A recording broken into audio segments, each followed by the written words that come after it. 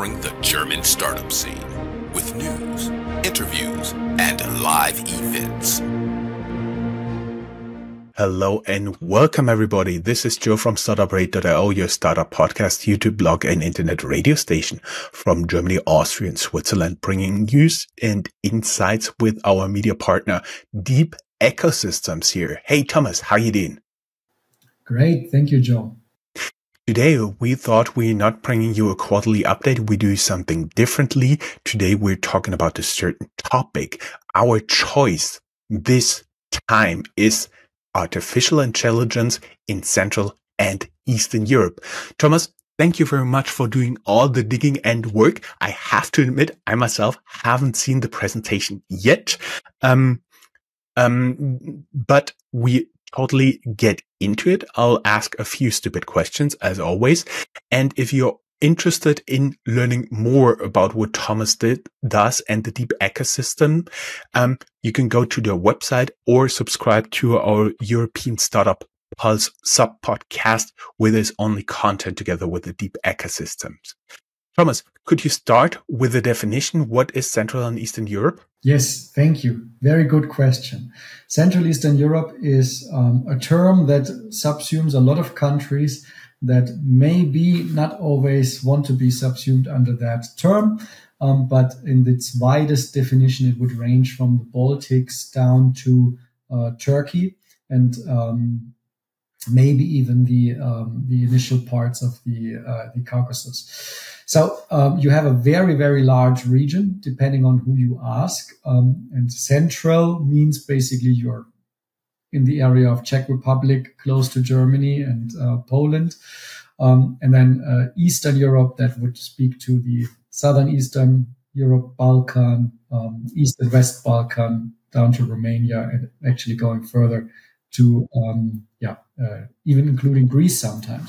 So it's really a wide area that is being called Central Eastern Europe. For analytical purposes, it makes sense to limit this to a set of countries and then just stick with that. So for us, we have now included the Baltics in here, and we go down to Turkey, but without Turkey. We're not including Turkey. Mm-hmm. Without Turkey. And of course, on the western side, you stop at the German border, meaning Germany, Austria, and Switzerland are not included here. And that's for the simple reason this is part of the European Startup Pulse. For everybody who sees me in the video, I'm looking a little bit sweaty. I'm very sorry. Right now, we have heavy snowfall here in Frankfurt, and I struggle to make my way home in time. Thomas, do you want to give us a little introduction into first the weather right now in Munich and secondly AI in CEE? Very good. Yes, the weather in Munich was quite tough over the last weekend. Now we had the heaviest snowfalls ever recorded in history, but it was basically 2 days of complete chaos with no flights, no trains, but we're getting back to normal. And it was a good time to dive into data about Central Eastern Europe and artificial intelligence startups. Because you couldn't do anything else, right? Exactly. Drink tea, have some Christmas cookies, and do data analysis. Well, that's a nice pastime. Mm-hmm. Yeah. So what do? We do what we always do. We tap into a lot of different data sources to answer questions that our partners and customers have. And here, the question that we discussed in the preparation of this interview was, how is the artificial intelligence innovation space playing out in Central Eastern Europe? We often hear the idea that CEE is the hidden gem of Europe, where there is a lot of talent, a lot of geniuses that know how to build the next unicorn in AI. They are coming from the CEE region, they're coming from Eastern Europe, and it's just about to discover them. So there's a lot of excitement about the region with its strong developer talent. And we wanted to analyze how the startup scene is tapping into that and how CEE looks in terms of AI startups. I may add that a lot of European startups, Germany, UK, France, Italy, wherever, they tend to have so-called tech hub, meaning having development teams not on site, but as they call it, nearshore in Central or Eastern Europe. So there is a lot of good coders trained by well-known startup and tech names out there. So that's basically, I do believe, a big resource for all the good developers there as well. Yes, indeed. So we see a lot of expansion of startups early on already. Early stage teams, even before the first funding round, are often made up of talent and entrepreneurs that come together over borders. No, it's not limited to only I'm the founder that had the idea. I start in Berlin and my whole team is in Berlin. That's actually not the picture we're seeing. We're seeing that from the start, there is there's teams that span across borders, and it might very well be that even in the early stages of having an idea and developing an idea, a Berlin-based founder is already collaborating with one in Bulgaria, in Poland, and they work together via the internet, and they might have never met even, but they developed this idea jointly. Mm-hmm. I've been in the past talking to a lot of startup companies here in Germany that either have the tech hub in Croatia or in Serbia. Yes, that might be very well true. No, we see that they can be anywhere. Balkan is very well positioned in this area. Croatia, very much with the EU membership, makes things very easy. Serbia maybe is a bit different. I know that there's also by unicorns, you have like developer hubs sprouting up in Greece, in Poland, etc. So there is definitely this kind of expansion and this nearshoring, as you call it. It's relatively safe. You can commute there, you can fly there if you need to, and otherwise regulation is similar. Sure. So sorry for interrupting you in the introduction so often. Just go ahead and shoot. Yes, no. I just wanted to answer that question quickly, but we can, of course, dive into the presentation and go through the various findings. Sure. So let's, as always, we do have a slideshow associated with that. If you're listening to this on our internet radio station or on our audio podcast, go down here in the show notes. There will be a link to it, or look on our Medium blog for AI in CEE or something like that. It will be available there.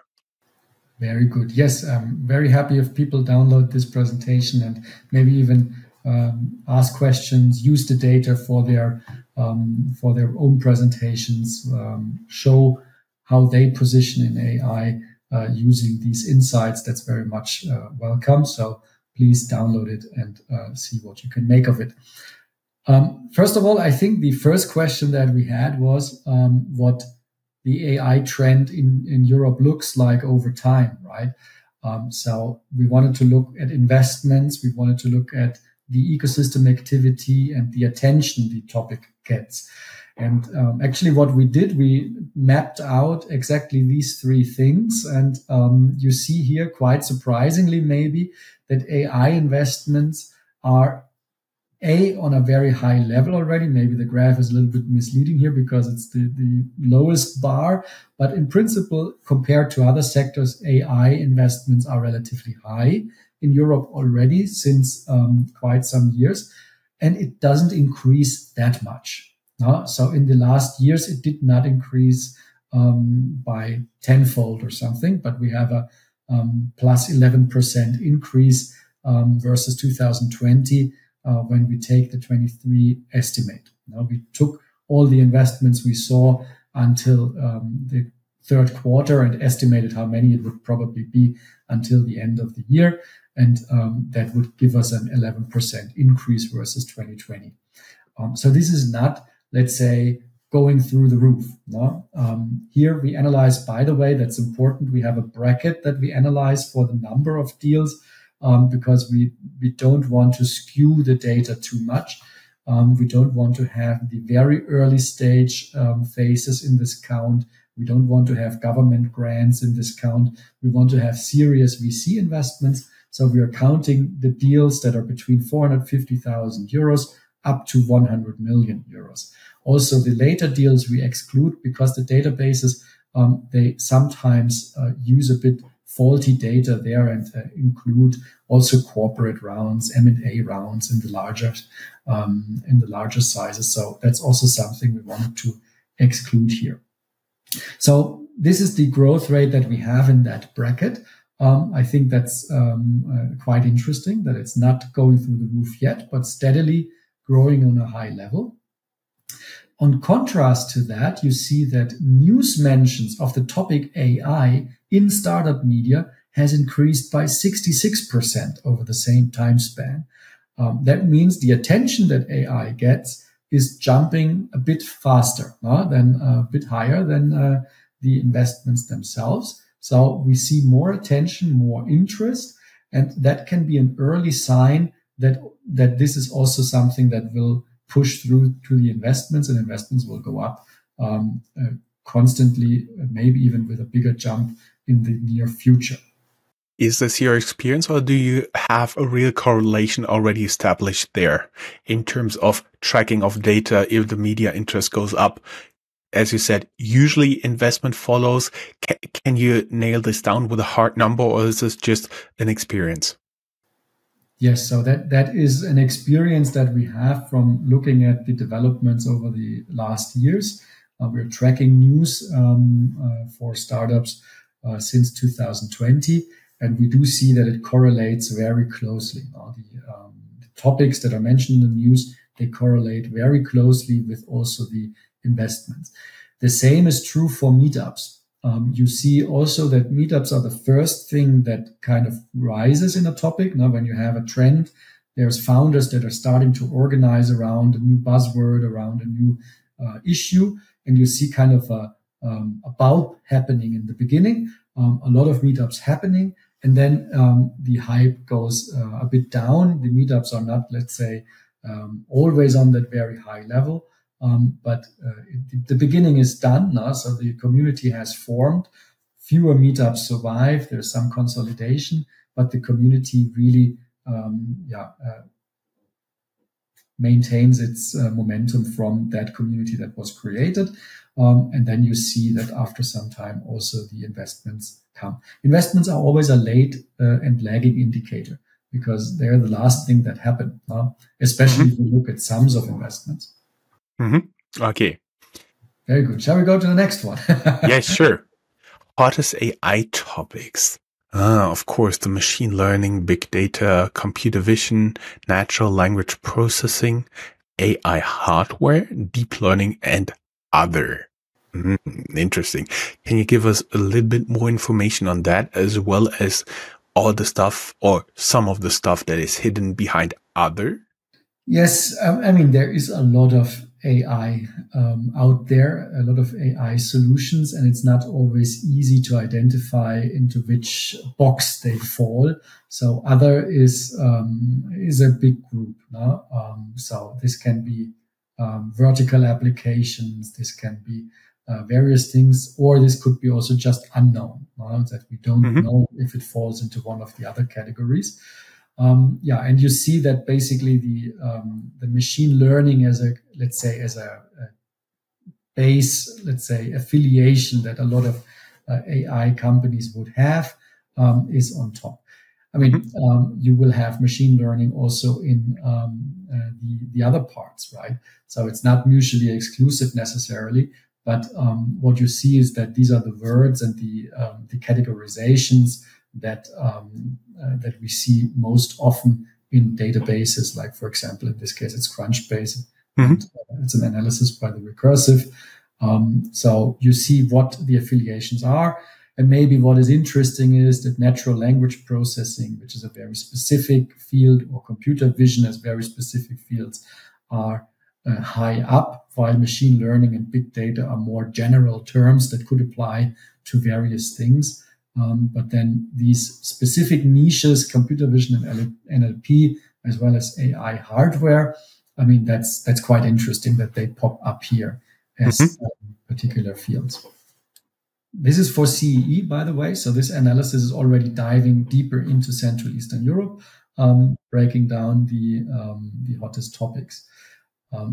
Going back maybe to the overall look, we were asking, so we have the startup heat map. The startup heat map is, among other things, a survey where we ask every year what startup hubs founders would like to start their company in. And we can break this down for AI founders. So founders in AI, where would they see their the best destinations for starting an AI company? And what is interesting here is that, for example, Berlin is overtaking London here in terms of where AI founders want to go. It's higher rated than in the general, let's say, question, or the general ranking. Most popular startup hubs in Europe, London is number one. But for AI, Berlin is number one, and actually by quite some margin. So that's quite interesting. You do see that CEE is not so big on the map. No? That is a bit the challenge, I would say, that we have here. The map has quite a leaning towards the west side. I see Belgrade, Bucharest, Sofia, Thessaloniki, Istanbul, Athens, Zagreb, Ljubljana, Bratislava, I assume, Warsaw, Riga, Tallinn, Stockholm, and there should be more up here, but already a few well-known names here. Exactly, yes. So everyone that is shown here has received a number of votes. Those that are not shown, they have not been mentioned. No? So that is that means we have at least they are on the map and on the radar. Founders recognize these places as potentially a place to go to. But it seems like from destinations where founders want to go, really CEE is rather the place that they would leave, and Western and even Mediterranean destinations are more popular. Nordics, by the way, also not so popular in comparison to the rest. Now, we wanted to analyze this a bit deeper, and we said, okay, what does that geography look like? What's the geography of AI hubs in Europe? Mm-hmm. And we just put out here the investment deals that we saw for AI startups for 4 years. Mm-hmm. 2020 to 2023, the number of deals in AI startups per city. And then you see London on top with a large margin that is like the typical situation. A lot of startups get funded in London. But also here you see at the margin of what is this, maybe the top 15, you see Warsaw and Tallinn as in Istanbul, if you will. We don't include it in CEE, but it shows up here. So you could show that there is some hubs in CEE that even reach, let's say, the top 20, top 15, I'm not quite sure now, of the European ranking. Mm-hmm. The whole thing gets interesting when you then look at individual hubs. And what we can then see in CEE is that there's maybe hope that this will even change and even turn a bit more in favor of CEE. What we looked at here was how did the different hubs in CEE perform against the EU average quarter over quarter. Mm-hmm. And here you can see 3 quarters and 4 cities in CEE. And you see that they actually almost always hit the EU average in each quarter, mm-hmm. and often even go beyond. Mm-hmm. And that's so that shows that in 2023, the CEE hubs have been growing above the average of the EU, and that might change the picture in the future.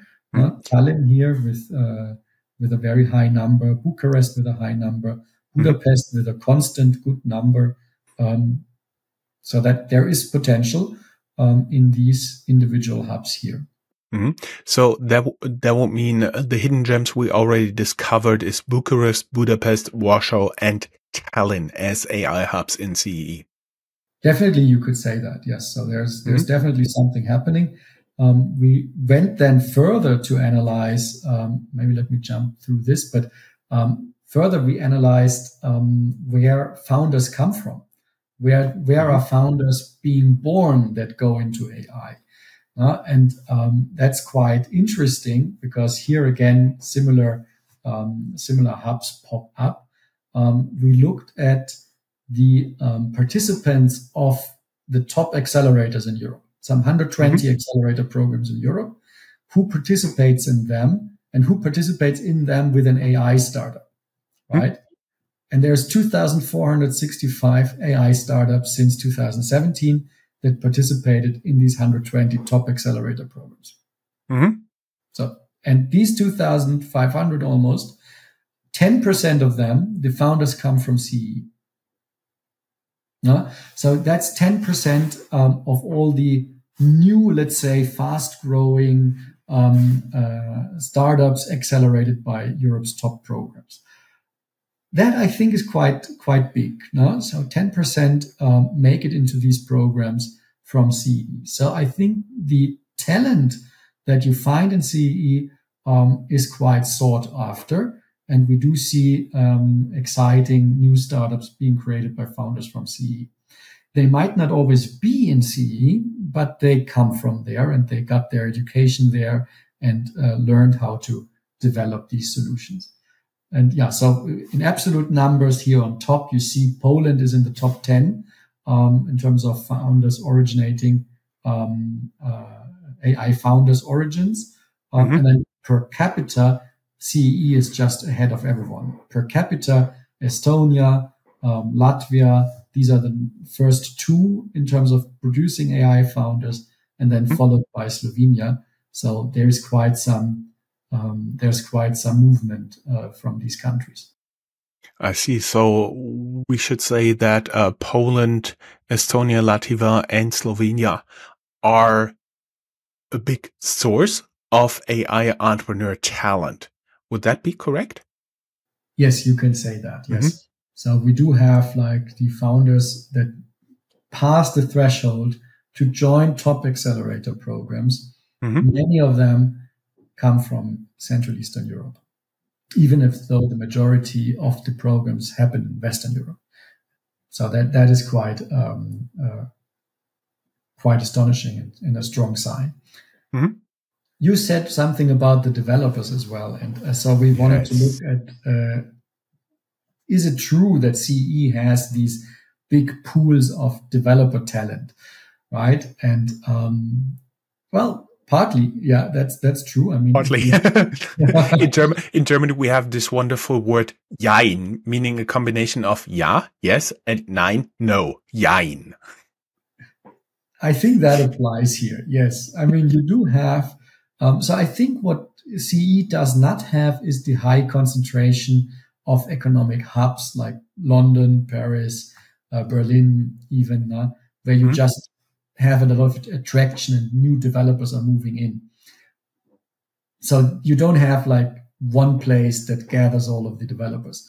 But if you look at the breadth of the whole region, you see that in the space, there is a lot of developers. And some cities, they even have a very high per capita concentration. Prague and Budapest stick out here in terms of number of developers that are working from there. It's a bit different from the picture before. No? In Slovenia, you don't have that high concentration. In Warsaw, you don't have that high concentration. There are also big cities, and it's not, let's say, a place where a lot of developers are flushing into. So it's a bit different than, let's say, maybe the expectation or the image that they have. But I think it's still true that there's a lot of developers in CEE. They might just not concentrate yet so much in individual cities. I see. Great. Then some interesting finding was that we looked at data science talent.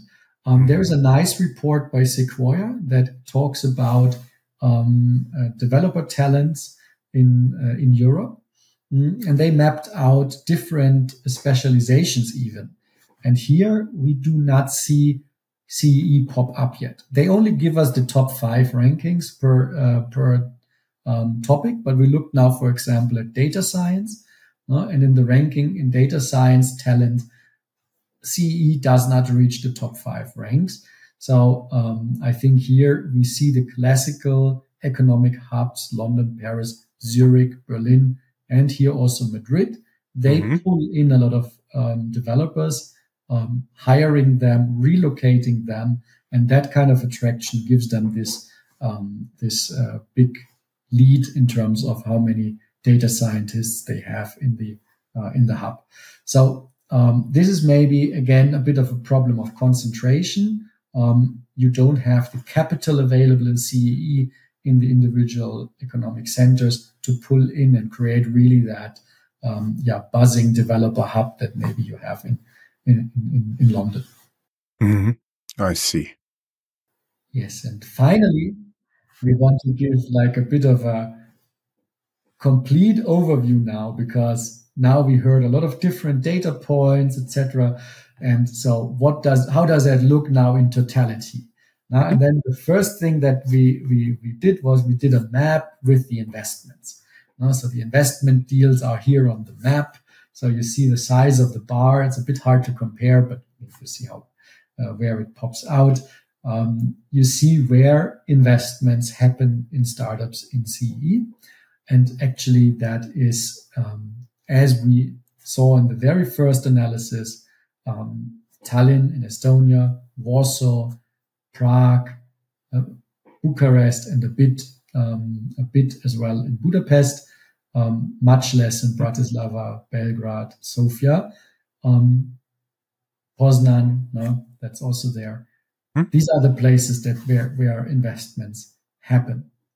On the left, you see a complete picture, let's say, across 3 categories. So investments, meetups as a proxy for ecosystem activity, and the sum of developers. And we kind of, we sorted the cities by the average score per meetup, per category. So that basically means on average, Warsaw performs best in each of the 3 categories, followed by Bucharest, followed by Prague, followed by Budapest, followed by Sofia, and then only Tallinn. So interestingly enough, these are the hubs that are on average from the scores reach the highest. That is pretty good. That means that are actually the places everybody who's listening and is looking to start a developer hub, looking at an AI hub, that are the cities you need to have to pay closer attention to. Yes, I think this is a first overview what's happening in CEE and where it is happening. I think it's interesting that we see, let's say, the classical economic leaders in Central Eastern Europe also being on top here. EU membership definitely seems to give a boost.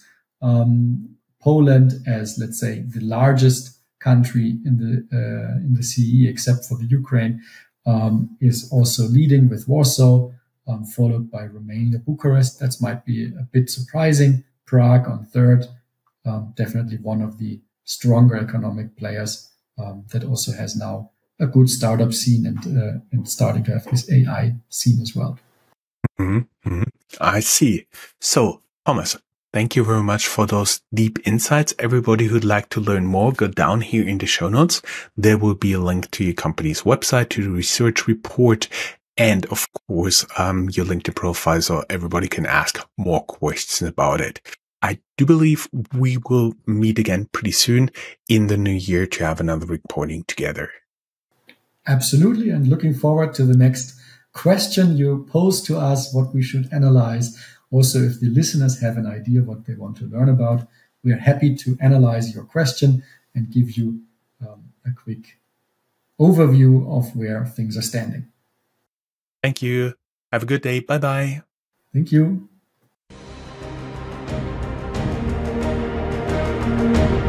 That's all, folks. Find more news, streams, events, and interviews at www.startuprad.io. Remember, sharing is caring.